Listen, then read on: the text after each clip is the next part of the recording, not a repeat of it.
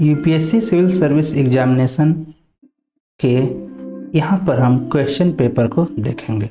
UPSC जो examination हर साल conduct करवाता है, तो प्रीलिम्स के पेपर का जो है हम देखेंगे। तो यहाँ पर आज हम polity, constitution and governance section को देखेंगे, जो क्वेश्चन 2022 में प्रीलिम्स के एग्जामिनेशन में पूछे गए हैं। तो welcome to my channel Satyawan Anand, aspirant to IAS.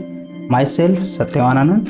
हम यहाँ पर देख रहे हैं यूपीएससी सिविल सर्विस एग्जामिनेशन के प्रीलिम्स के क्वेश्चन को। तो हम पहला क्वेश्चन देखते हैं। UPSC prelims examination 2022, consider the following statement. Pursuant to the report of H.N. Sanyal Committee, the Contempt of Court Act 1971 was passed. The Constitution of India empowered the Supreme Court and the High Court to punish for contempt of themselves. Third statement, the Constitution of India defined civil contempt and criminal contempt. Statement 4, in India, the Parliament is vested with the power to make laws on contempt of court. ये 4 statement हैं। इनके option है option 1 A 1 and 2 only, B 1 to 4, C 3 and 4, D 3। तो अगर हम देखें इनके answer क्या हैं, तो पहला स्टेटमेंट सही है, और दूसरे स्टेटमेंट की बात की जाए तो स्टेटमेंट भी सही है, और भारतीय कॉन्स्टिट्यूशन के आर्टिकल 129 के तहत सुप्रीम कोर्ट को पावर मिलता है। अगर हम देखें कंटेम्प्ट ऑफ कोर्ट के लिए, तो अटॉर्नी जनरल के लिए अटॉर्नी जनरल से परमिशन लेना पड़ता है, लेकिन supreme court, high court independent है।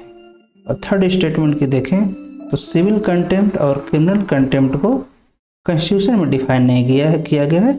इसको जो है कंटेम्प्ट ऑफ कोर्ट एक्ट 1971 में डिफाइन किया गया है।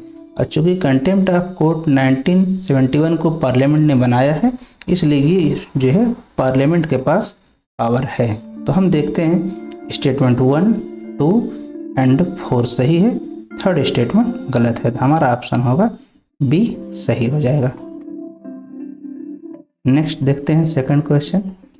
With reference to India consider the following statement. Statement first, government law officer and legal firm are recognized as advocates, but corporate lawyer and patent attorneys are excluded from recognition as advocates. Statement second, bar council have the power to lay down the rules relating to legal education and recognition of law colleges। तो हमारे पास 4 option हैं। अगर हम देखें तो जो ये statement first है ये गलत है। क्यों? क्योंकि ये जो गवर्नमेंट लॉ ऑफिसर हैं, ये लीगल फर्म है, इनको भी एडवोकेट की तरह मान्यता नहीं मिली है। यानी अगर हम देखें government law officer, legal firm, advocate और जो है कॉर्पोरेट लॉयर, पेटेंट अटॉर्नी, ये लोग एडवोकेट नहीं होते हैं। एडवोकेट कौन होता है? जिसका इनरोलमेंट स्टेट बार काउंसिल में या बार काउंसिल ऑफ इंडिया में होता है। सेकंड स्टेटमेंट सही है, bar council have the power to lay down the rule relating to legal education and recognition of law college. तो जो भारत में एजुकेशन या कॉलेज बनाने के जो सिस्टम है, उसको सेल्फ रेगुलेशन की पावर दी गई है बार काउंसिल को। तो इसका स्टेटमेंट 1 गलत है, स्टेटमेंट 2 सही है। Question number 3, consider the following statements. A bill amending the constitution require a prior recommendation of the President of India. Statement 2, when a constitution amendment bill is presented to the President of India, it is obligatory for the President of India to give his her assent. Statement 3, a constitution amendment bill must be passed by both the Lok Sabha and the Raj Sabha by a special majority and there is no provision for joint sitting। हमारे पास option है 1 and 2 only, 2 and 3 only, 1 and 3 only, 1 2 3 all। अगर हम देखें इसमें जो पहला statement है वो गलत है, क्योंकि कॉन्स्टिट्यूशनल अमेंडमेंट बिल के मामले में प्रेसिडेंट की साइन की जरूरत नहीं होती है। मनी बिल के मामले में साइन प्रायर रिकमेंडेशन की आवश्यकता होती है। स्टेटमेंट 2 की बात करें, ये बिल्कुल सही है। यहाँ पर जो है राष्ट्रपति के पास ऑब्लिगेशन है कि उन्हें साइन करना है, यानी अगर कोई भी कॉन्स्टिट्यूशन अमेंडमेंट बिल उनके पास पेश करके अगर लोकसभा राज्यसभा से पास करा दिया जाए और राष्ट्रपति महोदय के पास उसे लाया जाए, उन्हें साइन करना होता है। एक्चुअल में 24वां संविधान संशोधन जो है उससे पहले ये प्रोविजन नहीं था, लेकिन 24वां संविधान संशोधन के माध्यम से ये प्रोविजन लाया गया है। थर्ड स्टेटमेंट हमारा सही है, क्योंकि लोकसभा और राज्यसभा के लिए यहाँ पर ज्वाइंट सेटिंग की प्रोविजन नहीं होती है, क्योंकि ये अमेंडमेंट है, यानी संविधान संशोधन है। इसका मतलब बहुत व्यापक स्तर पर चेंज है, इसलिए यहाँ पर लोकसभा और राज्यसभा को अलग अलग पास करना आवश्यक होता है, वो भी स्पेशल मेजॉरिटी यानी 2/3 मेजॉरिटी से। तो हमारा ऑप्शन बी सही है। नेक्स्ट देखते हैं question number 4। Consider the following statement. The constitution of India clarify the minister into 4 rank, which cabinet minister, minister of state with independent charge, minister of state and deputy minister. Statement second, the total number of minister in the union government including the prime minister shall not exceed 15% of the total number of member in Lok Sabha। तो अगर इसके हम answer देखते हैं तो जो हमारा पहला स्टेटमेंट है वो गलत है। कैसे? क्योंकि हमारे पास 4 कैटेगरी नहीं है। कॉन्स्टिट्यूशन ने एक्चुअल में कोई क्लासिफिकेशन दिया ही नहीं है। यह एक्चुअल में कन्वेंशन है जो कि ब्रिटिश पार्लियामेंट्री सिस्टम से लिए गए हैं, यानी कॉन्स्टिट्यूशन में इस बात का कोई भी प्रोविजन नहीं है कि कितने टाइप के मिनिस्टर होंगे। ये कन्वेंशन है, केवल उसी अकॉर्डिंग चलता है। तो ये स्टेटमेंट गलत है। एक्चुअल में 3 होते हैं मिनिस्टर की कैटेगरी, 3 कन्वेंशन में होते हैं। तो पहला है कैबिनेट मिनिस्टर, दूसरा मिनिस्टर फॉर स्टेट और विथ इंडिपेंडेंट, और इसी में एक कैटेगरी और होती है मिनिस्टर ऑफ स्टेट जो है इंडिपेंडेंट, वो नहीं होते हैं, कैबिनेट मिनिस्टर के ही सबऑर्डिनेट के रूप में कह सकते हैं, होते नहीं है लेकिन कह सकते हैं। और डिप्टी मिनिस्टर का कॉन्सेप्ट लगभग भारत में नहीं दिखता है। और सेकंड स्टेटमेंट देखें, the total number of minister in union government including the prime minister shall not exceed 15% of the total number of member in the Lok Sabha. ये बिल्कुल सही है, ये प्रोविजन भी पहले नहीं था। तो 2003 में कॉन्स्टिट्यूशन अमेंडमेंट के माध्यम से इसे लाया गया है। तो स्टेटमेंट 1 गलत है, स्टेटमेंट 2 सही है। तो ऑप्शन हमारा बी सही होता है। देख रहे हैं कि यूपीएससी के सभी क्वेश्चन के 2022 में 1, 2, 3, 4 सभी के ऑप्शन बी ही सही हैं। Question number 5, which of the following are the exclusive power of the Lok Sabha to ratify the declaration of emergency. Second statement, to pass a motion of no confidence against the council of minister। Third, to impeach the president of India। Select the correct answer using the code given below। तो हम देख रहे हैं यहाँ पर इसका जो answer है ये केवल पूछ रहा है कि लोकसभा का एक्सक्लूसिव पावर क्या है। तो हम जानते हैं कि लोकसभा और राज्यसभा दोनों को ही इमरजेंसी के केस में जो है रेटिफिकेशन देना पड़ता है, यानी स्टेटमेंट हमारा 1 गलत है। ये केवल लोकसभा का पावर नहीं है, ये राज्यसभा और लोकसभा दोनों के कॉन्करेंट पावर है। स्टेटमेंट 2 देखें तो no confidence motion against council of minister केवल लोकसभा में लाए जा सकते हैं। क्यों? क्योंकि लोकसभा के प्रति ही काउंसिल ऑफ मिनिस्टर रिस्पॉन्सिबल होते हैं, राज्यसभा के प्रति वे नहीं होते हैं। क्यों? क्योंकि लोकसभा को जनता डायरेक्ट चुनती है, लोकसभा के मेंबर को जनता डायरेक्ट चुनती है, जबकि राज्यसभा के मेंबर को जनता डायरेक्ट नहीं चुनती है। थर्ड स्टेटमेंट देखिए, to impeach the president of India. तो प्रेसिडेंट ऑफ इंडिया के इम्पीचमेंट में राज्यसभा लोकसभा दोनों कॉन्करेंटली पार्टिसिपेट करते हैं, इसलिए हमारा स्टेटमेंट 1 और 3 गलत है। स्टेटमेंट 2 केवल सही है लोकसभा के रेफरेंस में। तो ऑप्शन बी हम देख रहे हैं 5वें क्वेश्चन का भी ऑप्शन बी ही सही हुआ है इस साल 2022 में। Question number 6, with reference to anti defection law in India consider the following statements। The law specifies that a nominated legislature cannot join any political party within 6 months of being appointed to the house. Statement 2, the law does not provide any time frame within which the presiding officer has to decide a defection case. So which of the statement given above which are correct? 1, 2, both, none.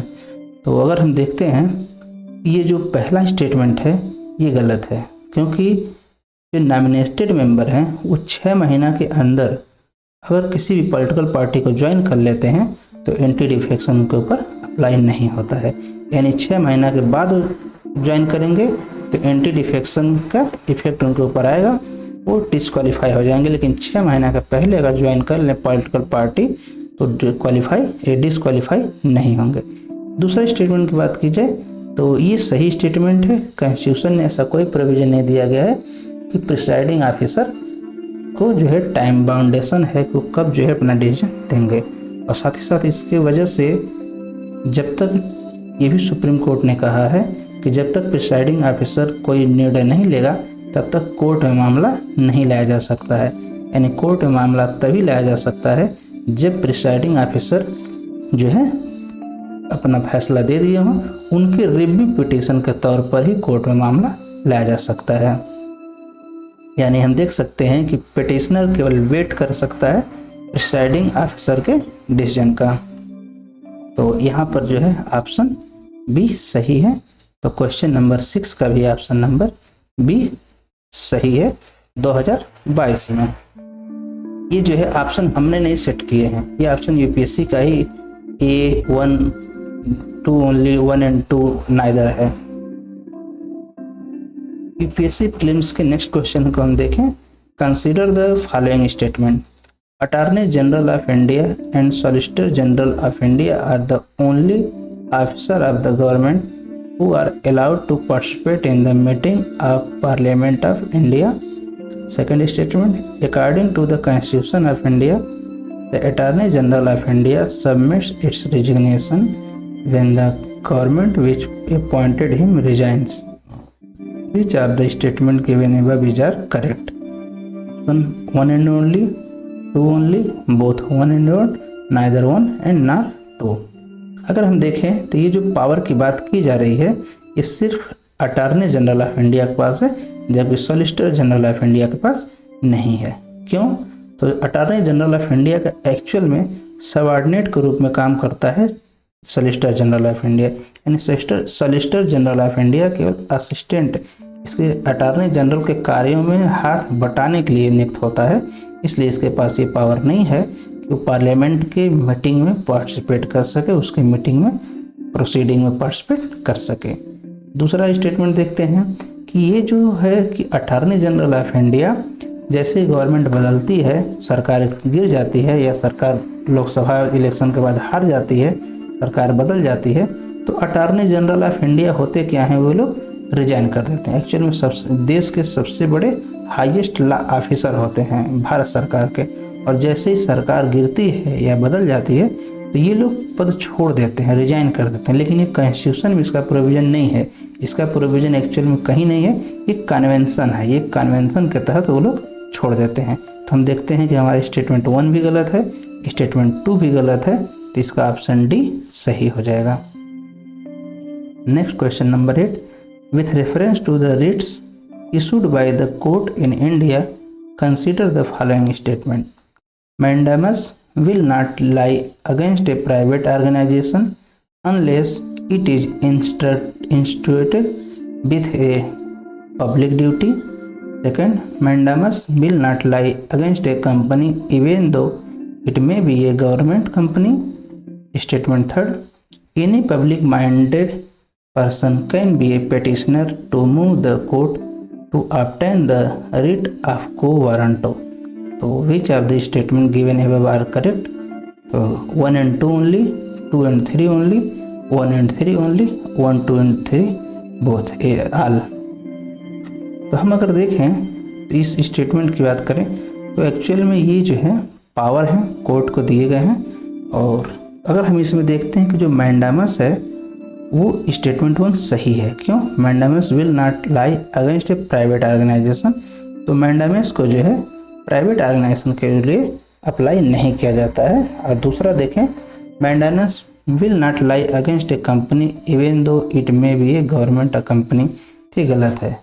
ये जो है government company को या किसी company के against apply किया जा सकता है। और थर्ड जो है स्टेटमेंट सही है।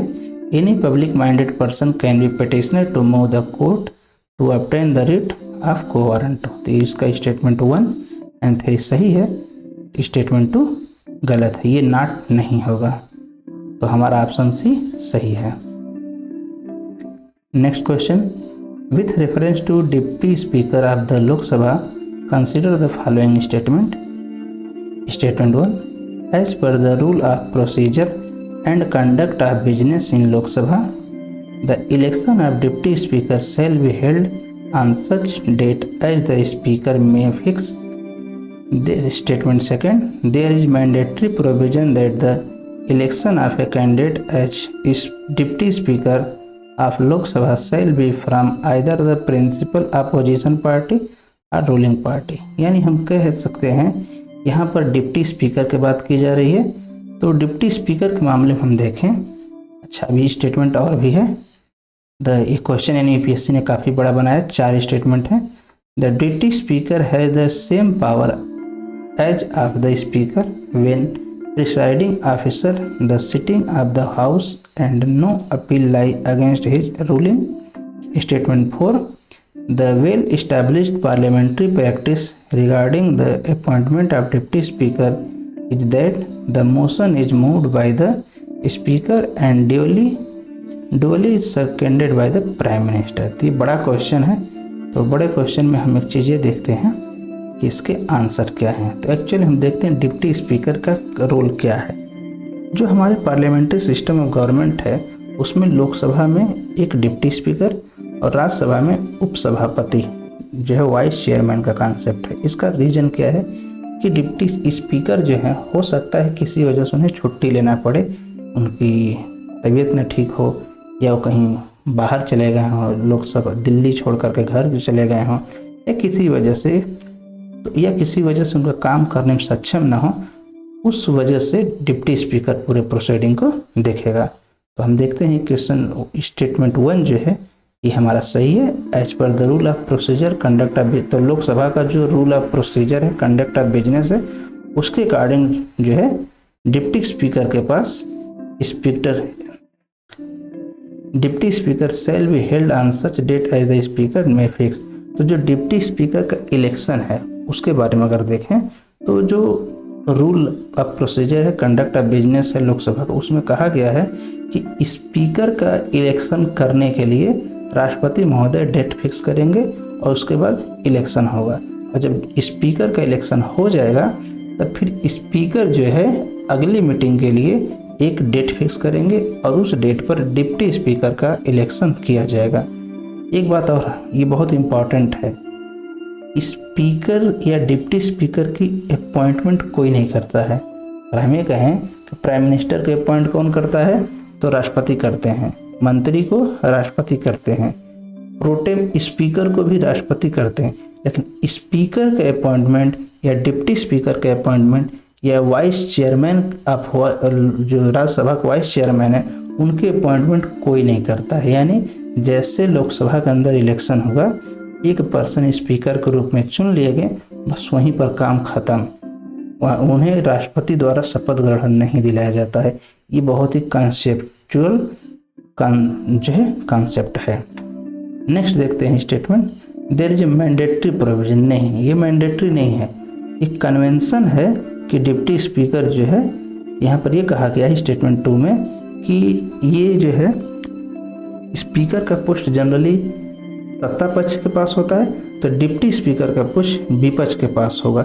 ऐसा ये जो है कोई रूल नहीं है, कोई नियम नहीं है, ये कन्वेंशन है, ये मैंडेटरी नहीं है। कन्वेंशनली जो है ऐसी पार्टियां करती हैं जिससे कि आपस में तालमेल बना रहे कि अगर स्पीकर जो है गवर्निंग पार्टी का है, गवर्नमेंट की पार्टी का है, सत्ता पक्ष का है, तो डिप्टी स्पीकर को जो है अपोजिशन के किसी एक पार्टी को या जो बड़ी पार्टी हो उसको बना दिया जाए।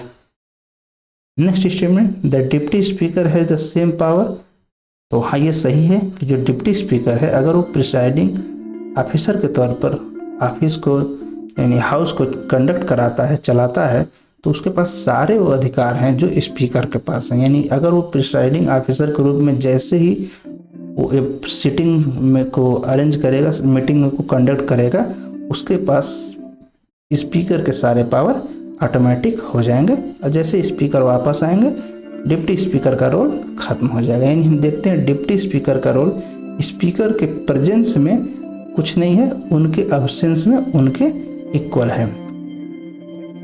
Fourth statement, the well establish parliamentary practice. तो जैसा कि हमने कहा कि स्पीकर का पोस्ट जो है यहाँ पर कह रहा है कि regarding the appointment of deputy speaker is that motion is move by the speaker and duly seconded by prime minister. यानी जो स्पीकर का इलेक्शन वाली बात है उसमें स्पीकर जो है किसी पर्सन के नाम को रिकमेंड करेंगे और प्राइम मिनिस्टर उसको जो है सपोर्ट करेंगे।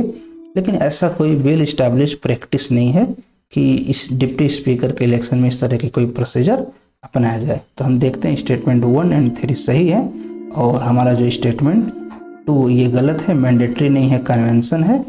और यहाँ पर देखते हैं 4th में भी वेल इस्टेब्लिश पार्लियामेंट्री प्रैक्टिस नहीं है। तो हमारा ऑप्शन ए 1 और 3 सही है।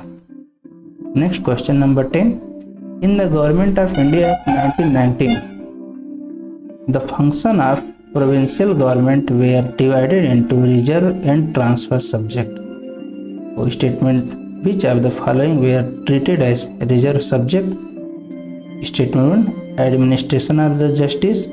Statement 2, local self government. Statement 3, land revenue. Statement 4, police. Select the correct answer using the code given below. हम देख रहे हैं कि ये जो क्वेश्चन है ये गवर्नमेंट ऑफ इंडिया एक्ट 1919 का है। इसका मतलब है कि ये एक्चुअल में क्वेश्चन जो है पॉलिटी का भी है और हिस्ट्री का भी है। तो इसका इंटरप्रिटेशन पॉलिटी के टीचर अपने अकॉर्डिंग देंगे और हिस्ट्री के टीचर अपने अकॉर्डिंग देंगे। बस अगर हमें आंसर की बात की जाए तो इसका आंसर क्या है हम उसको संक्षेप में डिस्कस करेंगे। लेकिन ये पॉलिटी का भी क्वेश्चन है और हिस्ट्री का भी क्वेश्चन है। तो क्योंकि पॉलिटी का एक पहला टॉपिक जो है हिस्टोरिकल अंडरपिनिंग ये उससे रिलेटेड है, लेकिन हिस्ट्री के क्वेश्चन से ज़्यादा रिलेटेड है। तो अगर हम देखते हैं कि जो गवर्नमेंट ऑफ इंडिया 1919 आया था उसमें स्टेटमेंट डायरेक्टरी इंट्रोड्यूस की गई थी और उसी डायरेक्टरी के तहत सब्जेक्ट को 2 भाग में बांट दिया गया, रिजर्व सब्जेक्ट और ट्रांसफर सब्जेक्ट। तो जो रिजर्व सब्जेक्ट थे यानी गवर्नर के पास होते थे उस पर केवल गवर्नर का कंट्रोल होता था, उस सब्जेक्ट पर लॉ बनाने की पावर केवल गवर्नर के पास होती थी। तो ये एडमिनिस्ट्रेशन ऑफ द जस्टिस होता था, लोकल सेल्फ गवर्नमेंट नहीं होता था, लैंड रेवेन्यू होता था, पुलिस होता था। अगर हम देखें इस क्वेश्चन को सॉल्व करने का एक अच्छा तरीका ये था, अगर हम कॉलोनियल माइंडसेट को अंग्रेजों की सोच कर देखें तो एक्चुअल में यहाँ पर एक वर्ड है पुलिस और ये ऑप्शन 4 है। तो हम देखते हैं B-C-D सभी में ऑप्शन 4 है। हमें ये चीज़ सोचना चाहिए कि पुलिस व्यवस्था को ब्रिटिश जो है इंडियंस को नहीं देंगे, क्योंकि अगर पुलिस ही तो ब्रिटिश शासन का जो खौफ बना था देश में, एक भयंकर रूप दिखता था, वो सब का सब रूप उनका भयंकर रूप पुलिस के माध्यम से ही दिखता था। और अगर पुलिस सिस्टम को वो कैबिनेट को दे देंगे, काउंसिल ऑफ मिनिस्टर को दे देंगे और गवर्नर अपने पास पावर नहीं रखेगा, इसका मतलब यह है कि सरकार ब्रिटिश गवर्नमेंट अपने पास कम पावर रखी है। ऐसा हो ही नहीं सकता है क्योंकि उन्हें लूटना था। तो अगर हम देखें कि अगर कोई भी ऑप्शन जिसमें 4 है वही हो सकता है तो ऑप्शन ए हमारा एलिमिनेट हो जाएगा। तो 2, 3, 4 होता है जिसमें हम देख रहे हैं कि administration of justice, land revenue और पुलिस ये रिजर्व सब्जेक्ट के हिस्सा थे। तो ऑप्शन सी 1, 3, 4 सही हो जाएगा। Next question, with reference to the proposal of Cripps mission consider the following statement. The constituent assembly would have members nominated by the provincial assembly as well as the princely state. Statement 2, any province which is not prepared to accept the new constitution would have the right to sign a separate agreement with Britain regarding its future status.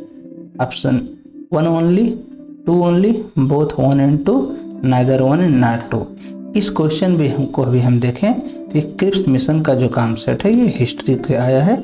यहाँ पर historical perspective के point of view से देखें तो constitution बनाने की जो प्रक्रिया थी, मेकिंग ऑफ द कॉन्स्टिट्यूशन, उससे हम थोड़ा रिलेट कर सकते हैं। लेकिन हम यहाँ पर फिर यही कहेंगे कि क्वेश्चन हिस्ट्री से ज़्यादा रिलेटेड है, पॉलिटी से कम रिलेटेड है। तो लेकिन ये फिर भी हमारे हिस्टोरिकल अंडरपिनिंग के पोर्शन से रिलेट करता है। तो अगर हम देखें इसके स्टेटमेंट 1 के अकॉर्डिंग, तो ये स्टेटमेंट थोड़ा सा बहुत ज़्यादा ऐसे तरीके से लिखा गया है कि यहाँ पर कन्फ्यूजन बहुत ज़्यादा हो जाए, क्योंकि एग्ज़ाम में टाइम बहुत कम मिलते हैं और जब टाइम कम मिलते हैं तो वहाँ पर इनका एनालिसिस करना टफ हो जाता है। तो the constituent assembly would have member nominated by the provincial assembly as well as princely state. अगर हम देखें जो कॉन्स्टिट्यूशन जब बना हमारा, जो कॉन्स्टिट्यूएंट असेंबली बनाने के लिए इनडायरेक्ट इलेक्शन हुए थे, यानी जनता ने डायरेक्ट इलेक्शन नहीं किया था। जो प्रोविंशियल असेंबली थी ये खुद इलेक्ट किए थे कॉन्स्टिट्यूएंट असेंबली के मेंबर को, और साथ ही साथ प्रिंसली स्टेट के जो थे उन्होंने इलेक्ट नहीं किया था, नॉमिनेट किया था। हम देख सकते हैं जो कॉन्स्टिट्यूएंट असेंबली थी वो पार्शियली इलेक्टेड और पार्शियली नॉमिनेटेड थी। पार्शियली इलेक्टेड का मतलब ये एक्चुअल में डायरेक्ट जनता ने इलेक्ट नहीं किया था, ये कॉन्स्टिट्यूएंट असेंबली के मेंबर का इलेक्शन जो उस समय एमएलए होते थे उन्होंने किया था। यानी ये जो प्रोविंशियल गवर्नमेंट थी वहाँ पर, और प्रिंसली स्टेट में नॉमिनेटेड था। इस तरीके से स्टेटमेंट 1 गलत हो जाता है। दूसरे की बात करें, any province which is not prepare to accept the new constitution would have the right to sign a separate agreement with British regarding in future status. ये बिल्कुल सही है। क्रिप्स मिशन में उन्होंने ये बात रख दिया था कि जो भी स्टेट हैं या तो भारत में मिल जाए या पाकिस्तान में मिल जाए, या वो चाहें तो नया देश स्वतंत्र रूप से बना सकते हैं। तो हम देखते हैं कि स्टेटमेंट 1 गलत है, स्टेटमेंट 2 सही है। इसका आंसर होगा B, only 2। Next question, in India what is the role of coal controllers organisation. Statement 1, coal controller organisation is the major source of coal statics in government of India. Statement 2, it monitor progress of development of captive coal lignite blocks. Third, it hear any objection to the government notification relating to acquisition of coal bearing area. Statement 4, it ensure that coal mining company deliver the coal to end user in the prescribed time। तो ये question हम देख रहे हैं काफ़ी बड़ा question है, इसमें 4 स्टेटमेंट दिए गए हैं और ये एक्चुअल में ऐसा क्वेश्चन था जिसे छोड़ ही देना चाहिए था। क्यों?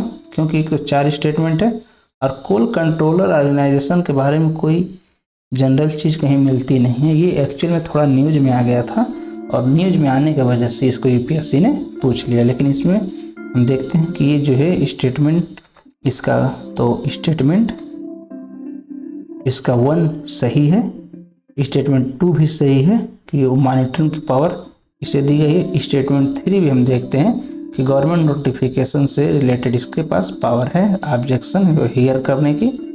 स्टेटमेंट 4 देखते हैं, यही गलत है क्योंकि इसको कोल माइनिंग कंपनी की जो है एंड यूजर के पास जो है पहुंचाने के, डिलीवर करने की जिम्मेदारी प्रिस्क्राइब टाइम में नहीं दी गई। हाँ, ये कर सकते हैं इस क्वेश्चन को सॉल्व करते हुए, अगर थोड़ा टाइम चूँकि परमिट नहीं करता है, लेकिन एनालिसिस करें तो ये चीज़ देख सकता है कि जो एंड यूजर है वहाँ पर कंट्रोलर ऑर्गेनाइजेशन जो कि पूरे भारत सरकार की संस्था है।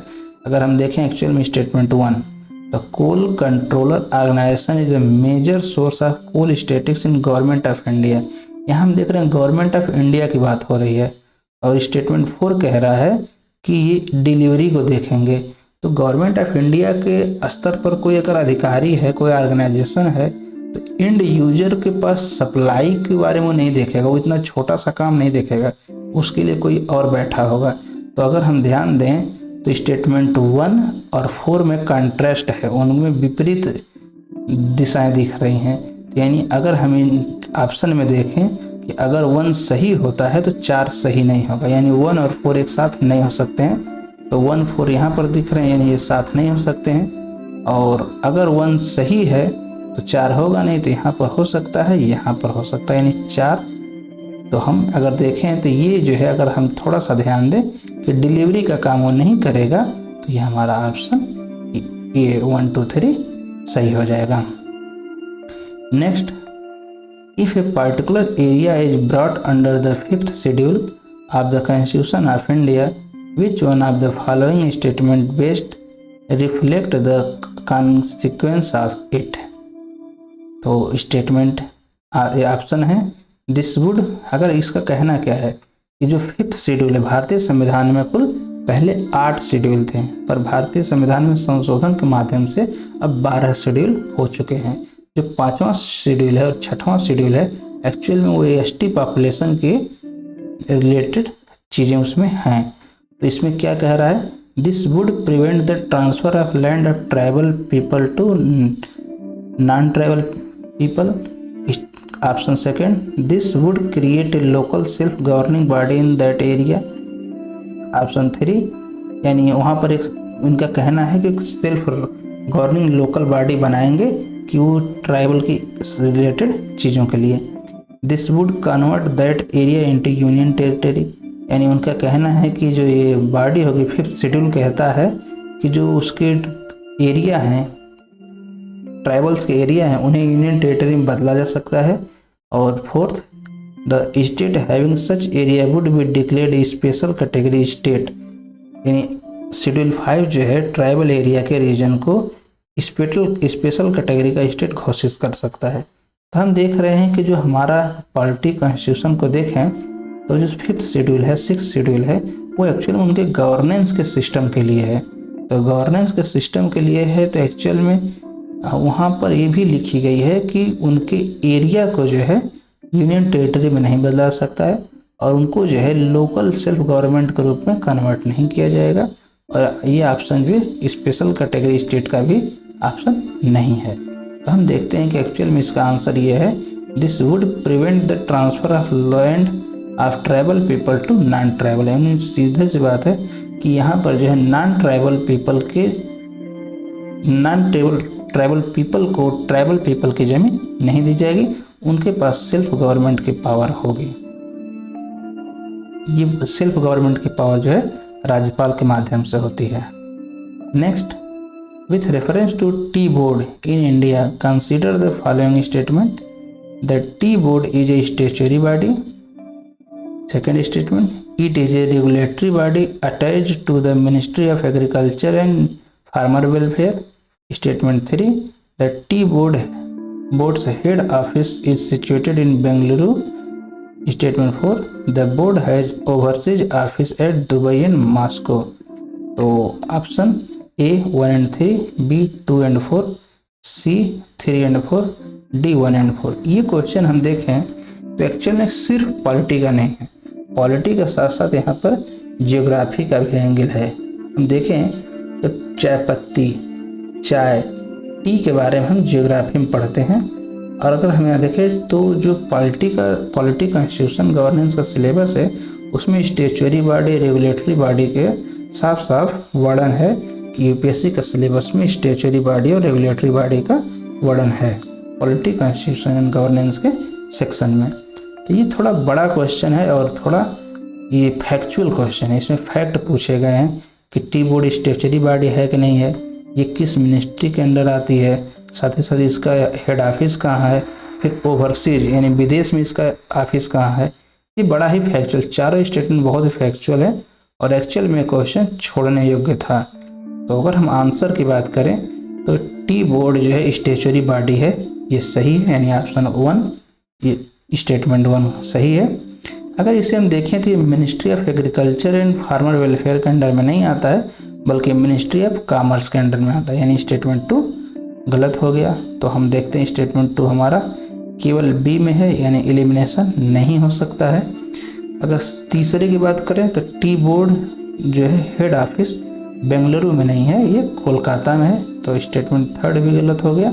और अगर ओवरसीज ऑफिस की बात करें दुबई और मॉस्को में, ये सही है। लेकिन ये इतना फैक्चुअल क्वेश्चन है, इतना माइन्यूट लेवल पर पूछा गया है कि हम अपने देश का तो शायद पता भी कर लें बेंगलुरु कोलकाता, लेकिन ये जो दुबई और मॉस्को का कॉन्सेप्ट है, ओवरसीज ऑफिस, विदेश में जो है टी बोर्ड के ऑफिस कहाँ हैं, ये याद रखना, यानी याद रखने का मतलब ये इन्फॉर्मेशन मिलना भी टफ है, याद रखना भी आसान नहीं है।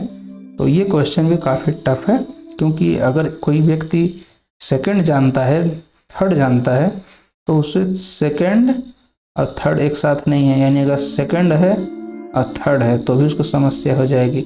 तो अगर थर्ड एलिमिनेट करे तो उसको पास ये दो एलिमिनेट होंगे, लेकिन इनमें कन्फ्यूजन हो जाएगा। तो ये क्वेश्चन एक्चुअल में बहुत ही कन्फ्यूजिंग था। तो ये था जो है पॉलिटी का जो है यूपीएससी 2022 का क्वेश्चन। अगले सीरीज में हम देखेंगे जियोग्राफी का क्वेश्चन और उसके एक्सप्लेनेशन। तो वीडियो अच्छा लगा हो तो लाइक ज़रूर करें। कुछ पूछना हो इससे से रिलेटेड जो क्वेश्चन है, क्योंकि हम थोड़ा यहाँ संक्षेप में डिस्कस कर रहे हैं, तो उनके लिए कमेंट कर सकते हैं। उसका जो अगर ज़्यादा कमेंट आएगा तो हम वीडियो बना देंगे। शेयर ज़्यादा से ज़्यादा लोगों के पास करें, और अगर चैनल पर नए हैं तो ज़रूर सब्सक्राइब करें और बेल आइकन को भी प्रेस करें, जिससे कि लेटेस्ट नोटिफिकेशन, लेटेस्ट अपडेट मिलता रहे। So thanks for watching. जय हिंद।